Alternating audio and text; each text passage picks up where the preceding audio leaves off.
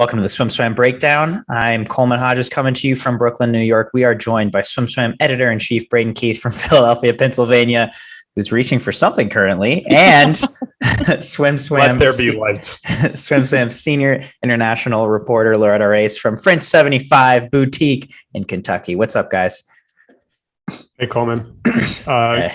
Coleman, are you channeling your inner Caleb Dressel today with that mustache? I am. This is circa Caleb Dressel 3 days ago signing fans' foreheads.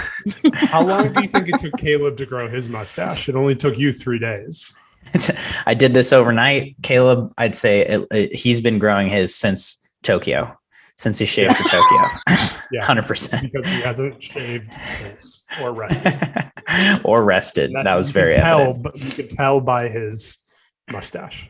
Number one way to tell if a swimmer is tapered. If they have a mustache or no, because this isn't the 70s. All right. We've got a lot of swimming to talk about, so we're going to get into it.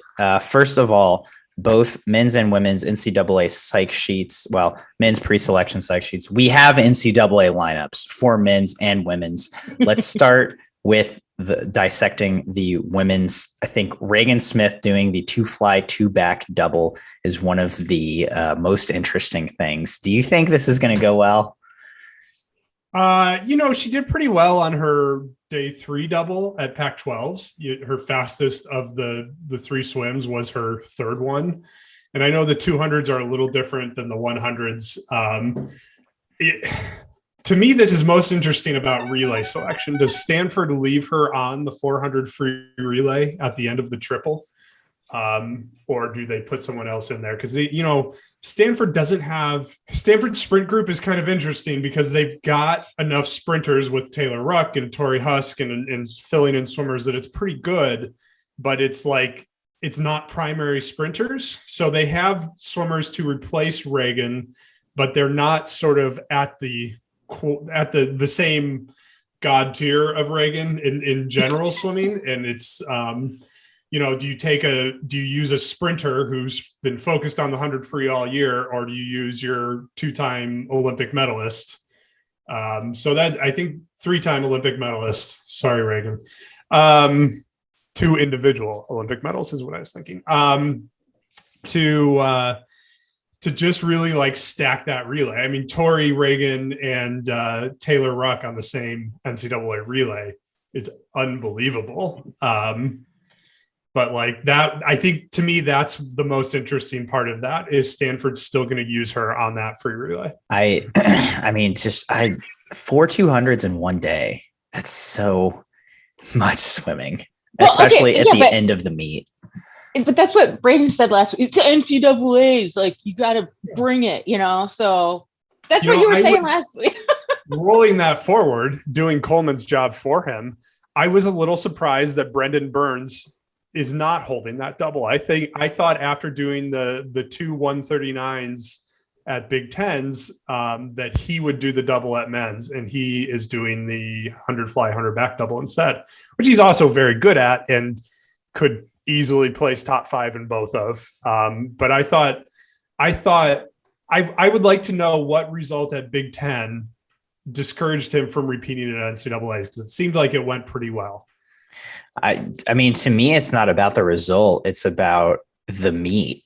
I think NCAA's, there's just more pressure. You exhaust more emotional and mental energy at that meet than a conference meet, I'm guessing. And it's a really hard double. Obviously, like you said, Brendan Burns pulled it off. He won both events at men's Big Tens, which I don't think we've ever seen anyone do something like that. But I think at NCAA's, it's just that much more tougher. You've got to hold on to your taper that much longer. That to me, that's the reason why. I don't think it's anything about the results at Big Tens. We've seen swimmers try this before, but it's really been 20 years before anybody's been successful at it. And that was Misty Heilman did it in 1998 or something. Mm-hmm. Her or somebody else. I don't know. Somebody did it in like 1998. Teresa Crippen tried it every year. She was pretty good, but you could She tell scored in both events. Yeah, but 3 or 4 years. But you could Yeah. tell the back end of it, she was hurting. I mean, which one's first? The 2 back is first. Yeah. So her 2 back was always pretty decent, and her 2 fly was never quite as good as she could have gone. In her case, I guess she didn't really have not that she didn't have another option, but it still might have been her best choice. In the cases of Reagan and Brendan, they both have that day 3 option of the 100 fly, 100 back, which I think changes the equation. Agreed. I mean, why do 2 200s when you can do 2 100s, I guess, but especially now that there's no double relay on day 3. That's true. Which I'm guessing probably affected Reagan's decision to try that double. I'm really excited to see in the women's meet, these freak athletes really branch out and show us their versatility. We got Kate Douglas, 50 free, 100 fly, 200 breasts. We've got Tori Husk, 2 IM, 100 fly, 100 free, which I don't think at least in the last decade, we certainly haven't seen top athletes have schedules like that are just like so wonky and kind of all over the place. And I'm really excited to see how those go. You guys know the swimming song by Loudon Wainwright III? No. It's all about swimming. And there's a line where he goes, "Last summer, I swam the breaststroke. I swam the backstroke too. I even swam some butterfly." And I'm not saying it right because it rhymes in the song, but he basically talks about how last summer he swam all the strokes. This is a real song. And like, that's what this reminds me of. It's just like, I'm going to do some breaststroke this week. Nah, I don't want to do breaststroke at NCAA several days. I'm going to do the 2 fly instead. These swimmers, and we're seeing it more at the youth level too. Not in, swimmers like Thomas Heilman, these stars, but even sort of the next level of, 15 to 30th ranked recruits are just swimming everything. When I'm covering these meets and you're writing about somebody winning the 100 breasts, you can't anymore just go check and see if they won the 200 breast. You have to check the 100 fly and the 100 back and the 200 free, because it's all the same. It's the Phelps effect. It's the Phelps effect. I do think. I think he definitely had, some kind of filtering effect down, to the age group level that, I almost wonder if it's like the Bowman effect, right? Because this is the Sandpipers thing, is they train everybody for everything. This is the Nashville Aquatic Club. And those coaches came into their primes going to Bob Bowman Academy. Lectures. Yeah. Like he was the guy because Phelps was the guy and everybody wanted to coach the next Phelps. So, it's like, this is the way. When I was a kid, everybody was pigeonholed by age 12. Yeah. You were a breaststroker, you were a backstroker. And I always thought that was a little weird. And I think at some point in history, maybe swimmers did this more versatile thing. Like, I think this may be what's old is new again. But part of it is better athletes. We talk about this all the time. And I think having better athletes who can learn the technical details of backstroke and breaststroke at the same time, I think that's a big part of why coaches are able to do this rather than specialization. So it's kind of like one part, the methodology is right, and one part, they've gotten the athletes now who can excel in this way. Mm-hmm. Yeah. And whatever the case is, we all benefit.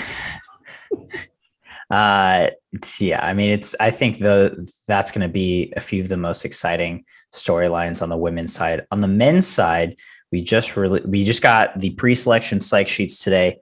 Whose event lineup surprised you all the most out of our stars that we've covered throughout the conference season?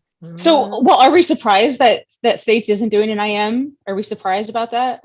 To me, because of his short time in the US, the freestyles, because that's where the trade-off would be, right? Like, his day 4 race was always kind of going to be whatever it was going to be. But to me, the freestyles are easier to adapt to. They're not so dependent on stroke Okay, counts. Leon Marchand. Hello. Yeah. Yeah. But he's been here but for he full might. season. I mean, and he might not have the versatility that Matt does, like who know, we don't know what Leon's 500 free would be. Yeah. And I mean, Leon got to Arizona in August. Matt got to Georgia in mid-January. Yeah. So I'm trying to think. Trenton Julian, I really thought maybe he was going to go after the 100 fly because he had such a good 100 fly in trials course over the summer. Yeah. In the 200 free is again going to be a very, very good race without a lot of margin for error. And not that the 100 fly isn't going to be, but I thought he had an opportunity in the 100 fly maybe. Hugo Gonzalez continues to swim breaststroke at the NCAA level, even though he's swimming backstroke everywhere else. I know. That is interesting. I really want to ask him or Dave Durden about what's going on, because Hugo is going to continue after college, right? In Spain, he's going to be an Olympian in Paris. If he was an American, maybe he would, maybe he wouldn't. But as a Spaniard, he's definitely going to continue his career. And I don't think he's ever going to swim a 200 breast internationally. Maybe it's just that Cal has so many backstrokers. They just have, I was talking to Dave the other day after the backstroke wedge issue, and he made some joke about petitioning the NCAA to make the entire meet backstroke, just because his backstrokers are so good. So maybe that's the explanation. That's amazing. I mean, I feel like the explanation for any situation like that is that Hugo probably has really good pullouts and it just doesn't transfer to long course. Whereas his backstroke does. What about Drew Kibler in the 50 over the 500? The 50, I could see thinking coming into the season that the 50 was a soft event, but I think we saw at conference meets that the 50 is going to be a very good event. Talk about versatility. You're talking about a 50 and a 500. The fact that somebody could pick between, that's crazy. Yeah. I mean, that's insane. And I guess it's not a great choice because the 500 is a pretty good race too. Yeah, so I choose 50 man over 500. Yeah, maybe it's just a matter of saving 900 yards. What do our commenters like to say? It's an IQ test, and he passed. Yeah, I mean, which sucks because he's like, I don't know, top 5 performers all time. That's certainly top 10. He's been 408 low. It's always right there. I know I've talked to him before, and he's like, at one point he was like, the 500 is my favorite event. I love that event. But yeah, it's like you have a 4-day meet, 50 or 500 when he's, one of the aces on the 400 free relay and, could win the 100 free. I was surprised at Cal being ahead of Texas without diving on the seeding scores. And they always are. Yeah. Well, no, that's not true. Texas has not hit their taper at NCAAs every year. I know that living in Austin, you might believe that because that's what people like to say. But Texas, Texas I feel like Cal routinely outscores Texas in swimming. Maybe not always, but I feel like that's normal. It's not like the diving. People like to talk about it like the diving made the difference. And it's usually the diving just makes the gap bigger most years. And Texas doesn't have the diving this year. They're going to have more diving points than Cal, but it's not going to be like past years. They're not going to get 60 points from diving. They're going to get 20 or 30 points from diving. And it's clear neither Cal, we haven't seen peak Cal or Texas yet, I think is pretty clear. Yeah. But, coming into the season, I think we all thought the women's meet with Virginia and Stanford was going to be the exciting one that might come down to the final relay. And now it kind of looks like that's not the case. And it's going to be the men's meet that could be a barn burner. I think the men's meet will still be up in the air on the final day, which is all anybody can ask for, right? I'm so excited for second through 6th place at both meets. Because there's so many good teams. I really think, Virginia women, I think, are a pretty clear favorite. I think Texas, the men will win. I hope it's close, but I think they will. But 2nd through 6th at both meets, there's just so, especially now that the Stanford men have kind of put themselves into that conversation. with their Pac-12 performances, and there's so many teams. I love how risky that makes relays like that. Oh gosh, that makes me like so nervous just for every takeover. Oh God, it's nerve wracking. Exchanges means lots of records. Yeah, true. Yep. Or DQs. Yeah. Either way is fun for us. Seriously. Anything but safe starts so you don't get DQ'd at the end of the meet. I hate that. I think they should institute a rule where they award bonus points for the teams with the most aggressive relay exchanges. The lowest aggregate. Yeah. Or even just do it like figure skating or diving. Yeah, put the diving officials out there. What else are they doing? They can officiate like subjectively, since we know now that the relay judging pads are apparently meaningless, because at every single conference meet there was a DQ that should have been called and wasn't, and then they turned the relay judging pad off on the live results so that nobody could address the fact that the relay exchange pads were screwed up. So we could just put the diving judges out there, since it's all subjective now anyway, and the exchange times don't matter, and let them just sort of make their opinion on who had the best exchanges. That's a bad idea. Not happening. Sorry, you hate diving.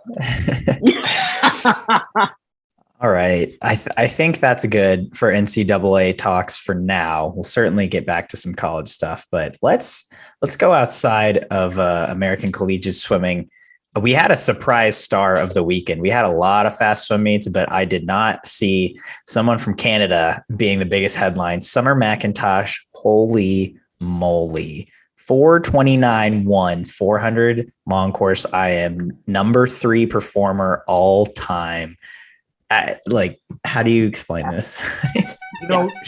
She's so fast, and fast swims we always love. But I think what makes this like a really great story is that this happened in the same week that she learned that her coach was no longer going to be her coach at the High Performance Center in Toronto.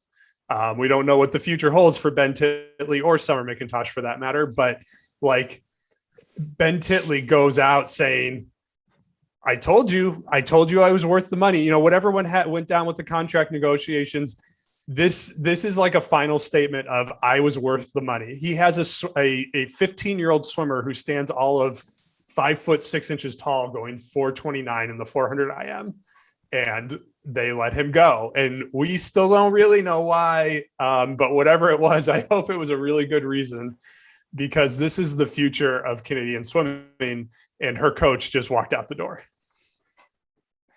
Just the time itself is beyond mind-boggling, but I just can't get over that she's only 15 years old. It's such a hefty race. I just can't get over the fact that, she's 15. It's like she doesn't have like muscles as much, and it's just like the experience and things like that. That's what's astonishing for me, because I was really excited because I covered the Japanese meet, and so Narita did 4:36, I think it was. So unofficially broke the world junior record. And so I was yeah. And you sent me a Slack message taunting me. I did. I wrote up Summer's prelims time, and you taunted me and said my swimmer was faster. My 15-year-old IMer was faster than your 15-year-old IMer. I know, and that lasted not very long at all. But that was 4:36 was still a very good swim. But I'm just saying that just like she was 7 seconds faster. That's just freaking unbelievable. I know, that's what's crazy. 7, we had that world junior record and 7 seconds faster. Not like she just tiptoed under it. No. 7 seconds faster. She a total prodigy. Absolute prodigy. I remember when 4:36 used to be a fast time in the 400 IM. Yeah. Oh yeah. Yeah, I feel like we haven't heard 4:20 in years. It seems like it's been a long time. That would have won the Olympic Games, certainly. That's just so. And then she backs it up with another world junior record, 200 fly, 205.8. Did she even swim freestyle this weekend, or was she just like, nope? She swam that weird 400 where she went hard for 300 meters and then just coasted for 100, and then went home and didn't swim finals, or went to Florida and didn't swim finals or something. Which again, I kind of roll my eyes at, because like I understand wanting to go all out on the 300 and see what happens, but then just like finish the 400 with effort. why you can't just finish the 400. You know what her final time was? 4:30. She was at like 3:02 at the 300 or something, and then wow, then she just really just shut it down. So she just cooled down the last 100. But again, this is why nobody watches swimming, because we do things like that. But you know, it's kind of one of those things where you say, oh, at her size, is she topped out? It almost doesn't matter. Like, she's proven she's world class. She's Olympic medal class at her size. If she never drops another second, she'll still win an Olympic medal in Paris in the 400 IM. We didn't know she could swim the 200 fly. She's going to have to make choices. They've been pretty careful with her so far. So they've got some tough decisions to make. But again, like we were talking about before, this new generation, like, it's no longer going to be a given what swimmers are doing at selection meets, which makes it a little interesting. Sometimes there's a little more gamesmanship. Maybe it gives swim coaches that sort of ability to play chess that they always like, and are rarely effective at. And it gives them an outlet for that energy. Oh, we can't tell you where athletes are swimming. Yeah, but for the 200 fly, I was looking at her. So she was 213 as her entry, went to 208 in prelims, and then down to 205. So I just feel like that's extremely scary, just time drop in a very relatively short period of time. So, and she's only 15. So for me, I'm kind of frightened. Yeah. I'm scared. Still months to trials. Seriously, I am interested to see what's going to happen in this month now that. So, do we know when Ben Titley is departing HBC? He told me his contract was up in March. It sounds like he's done.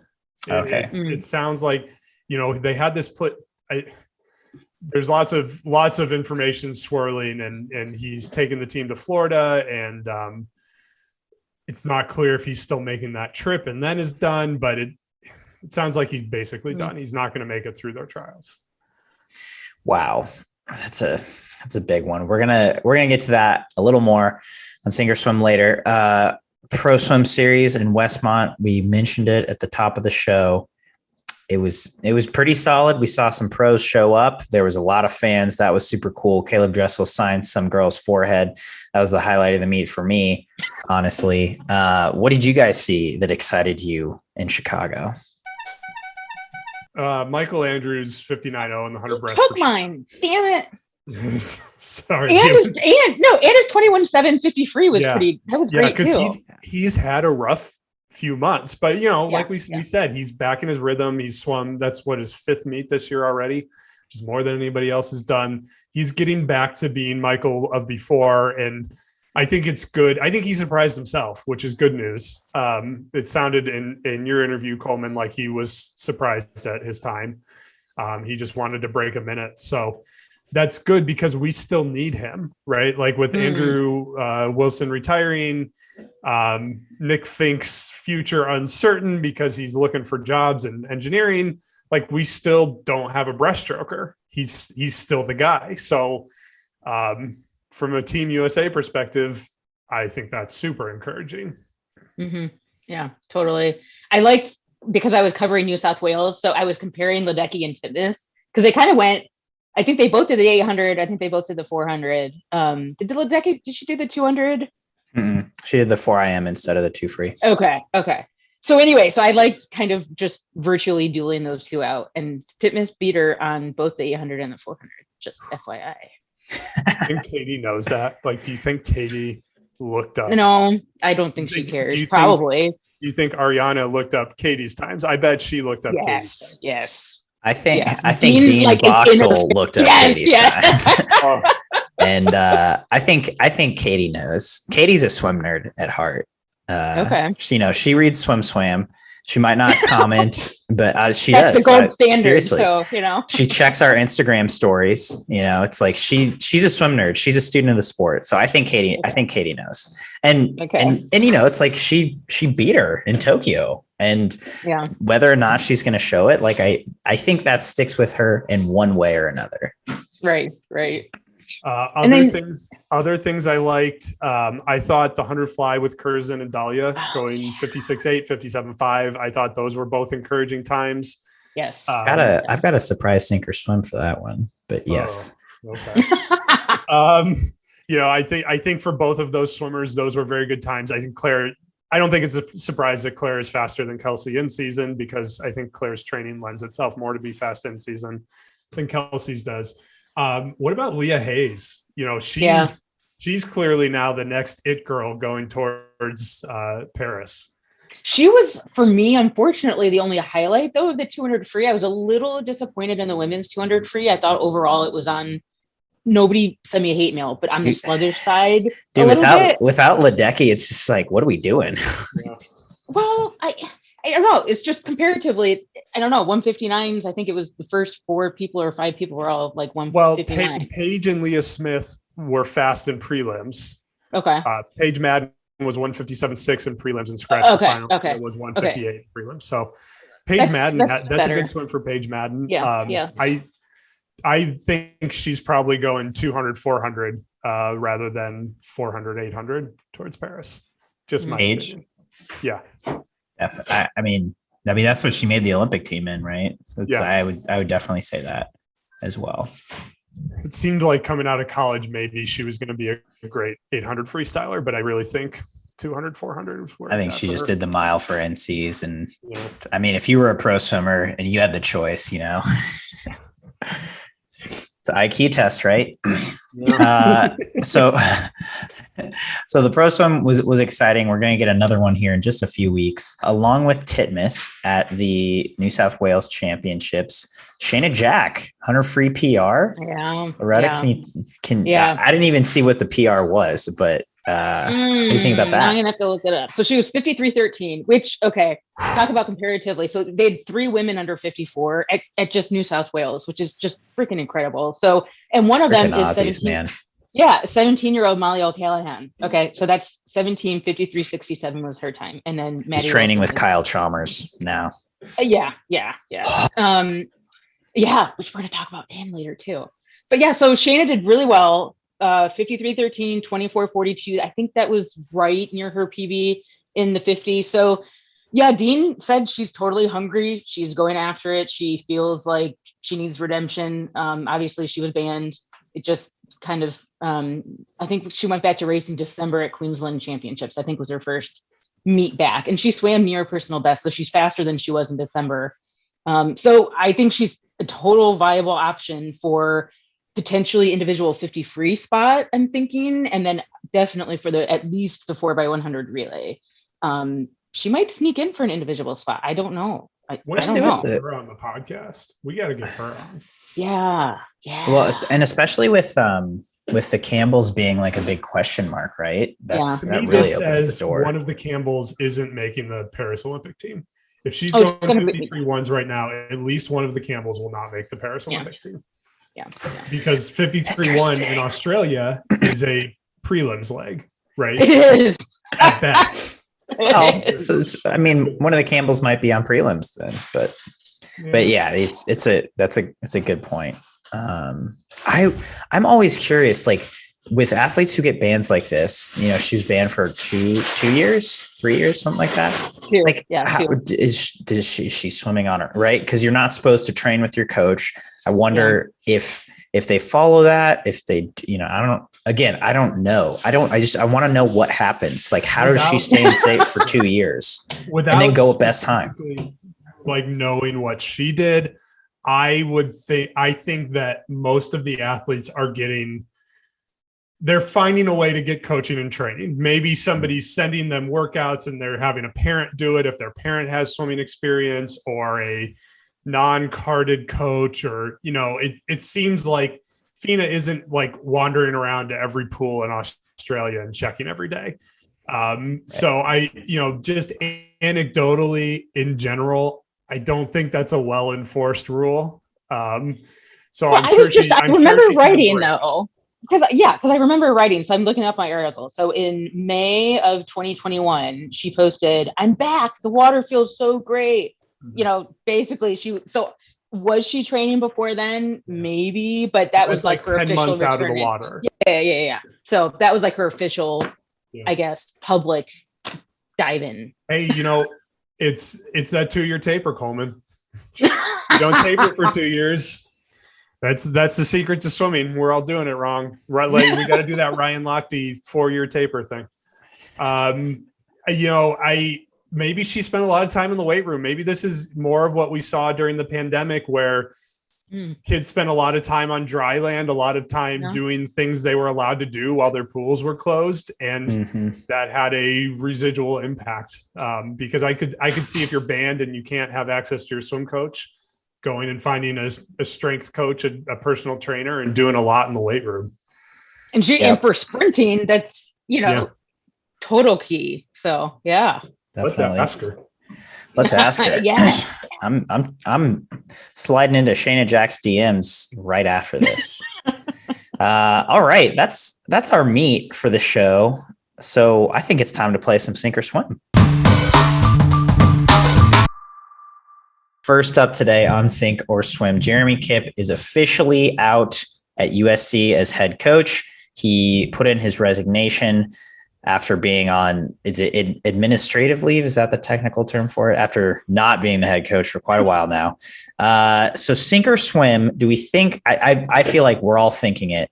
Lea Maurer, who has been the interim head coach, should get the job. If you're not, Braden, just let me know. But sink or swim, Lea Maurer is going to be the new head coach at USC.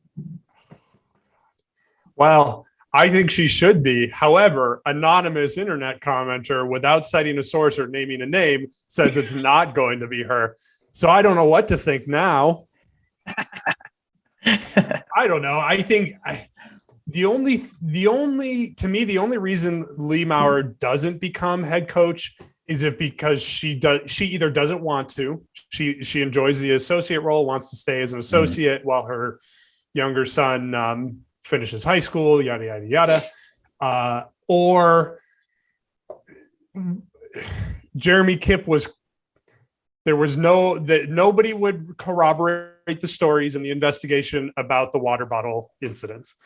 There were still lots of other stories that came out in that time period about Jeremy Kipp's activities as a head coach and his demeanor as a head coach.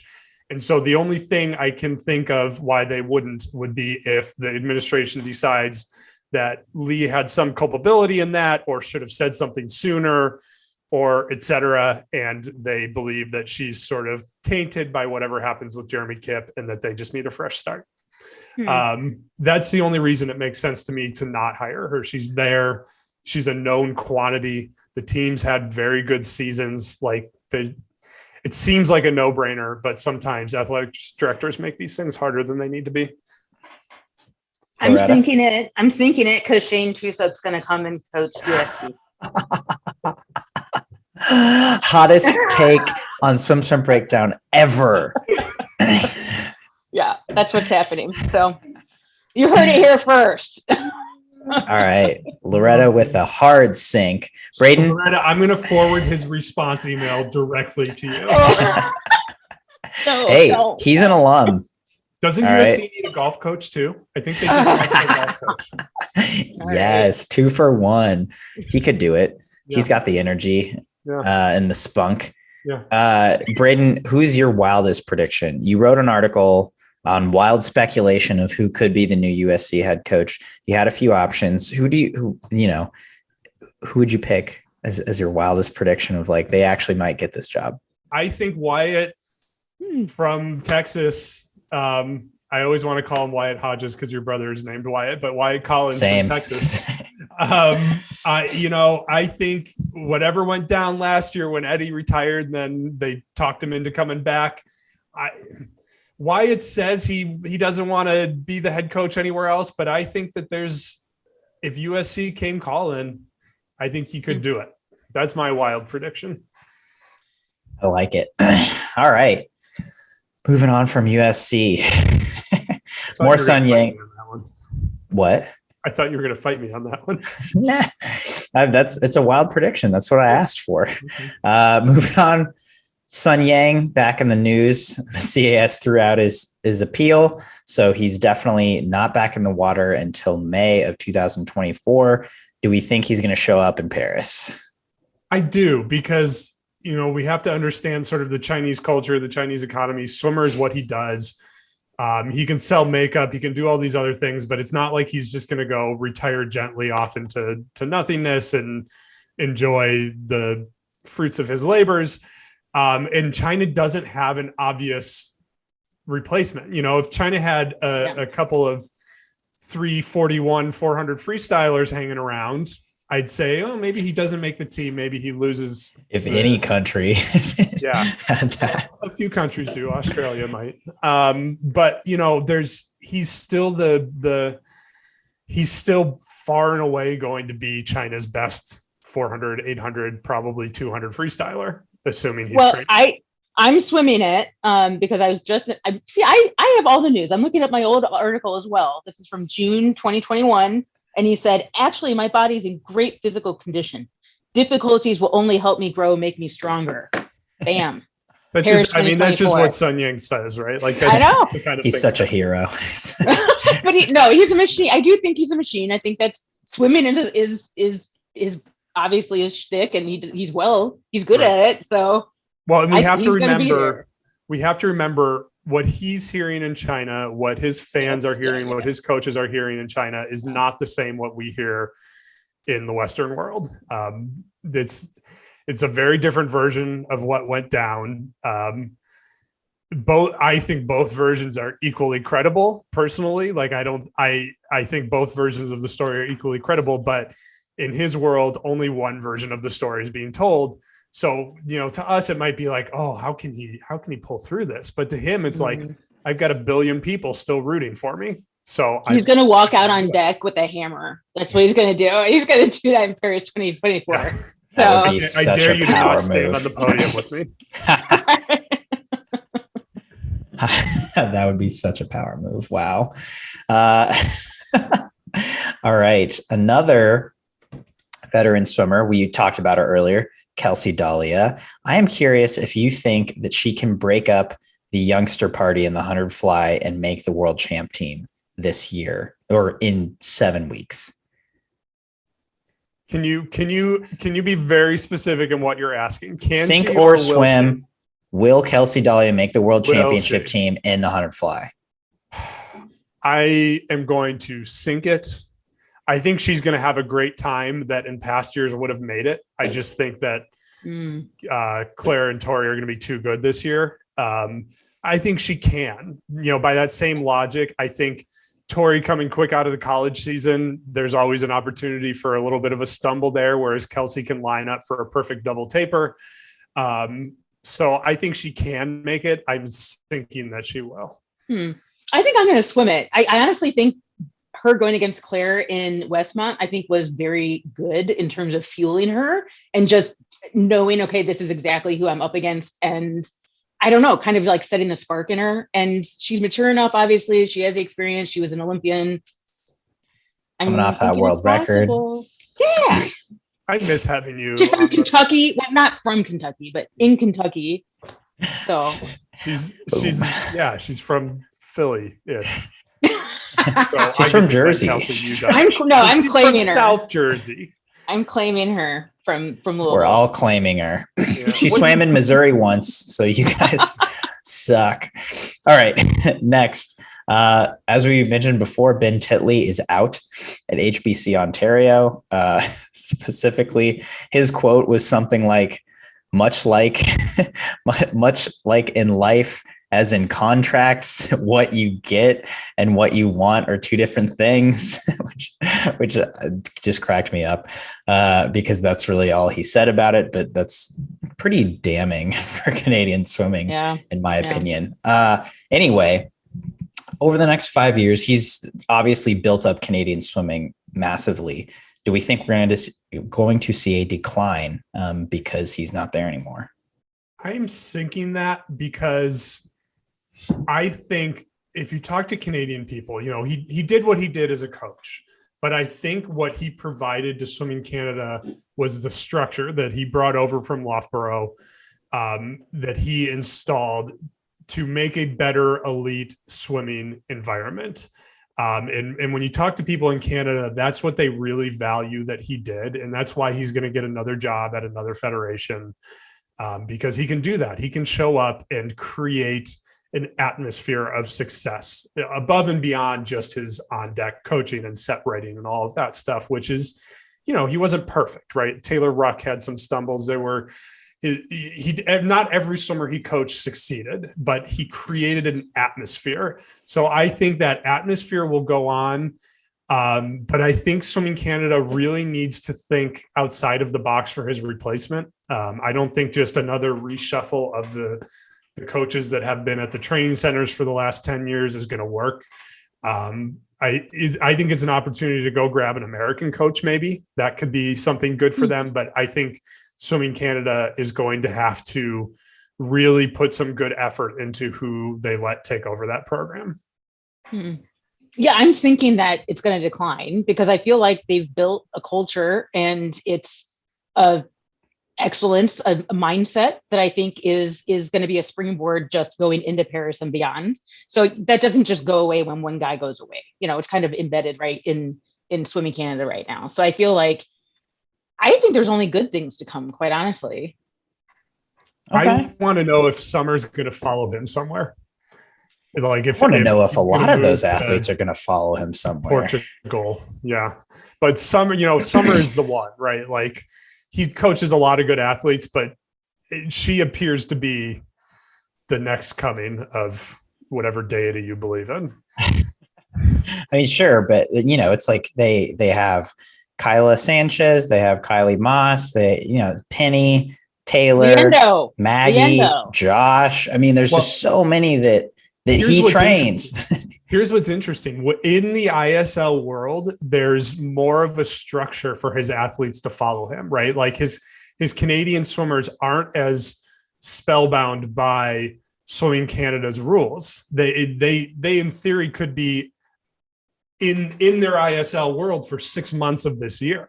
And that could all be training with Ben if that's the next opportunity for Ben. We're going to have to cover that for 6 months. The ISL. Yes. Unfortunately. That's a sink or swim for a different time. All right. Next up, men's Pac-12s happened. We saw a lot of good swims from a lot of teams. Leon Marchand was one highlight, certainly second fastest 400 IM ever. I am curious. We've talked about the Arizona State men before. I'm curious if you think that they will win an NCAA title, individual or relay. They put up a 245 400 free relay on the last day of Pac-12s, just got touched out by Cal. They have a lot of strong swims. Do you think they're going to walk away from this NCs with a title? I'm thinking it. I think they're going to have a lot of top 5 finishes. I just don't. With how good they were at Pac-12s, we still haven't seen Bowman do the double taper perfectly. He got better in 2019 than he was in 2018 and 2017. I think they'll get real close. They might even, have a time that ends the year as the fastest time in the country. I don't think they're going to win anything. You don't think Leon's gonna get a title? I was just gonna say Carson and Hugo. I'm swimming it. It's true. I'm swimming it. But I think it's honestly what my pick is. Okay, is Grant House in the 200 free because he's from Cincinnati. No, because I coached with his mom. But no, because I was gonna say because you know his mom. No, because he's dropping time. Like he's believed in the process for so long. And like it's finally happening for him. You know what I mean? Like he's finally putting up times that he's capable of. But he's going to go 129? No, I told you last week it's going to be 130, which is what he went. Okay, you were wrong. You rolled your eyes at sticking me. to her guns. She's sticking to him. 130 is going to get third place. Ooh. What is this, 2018?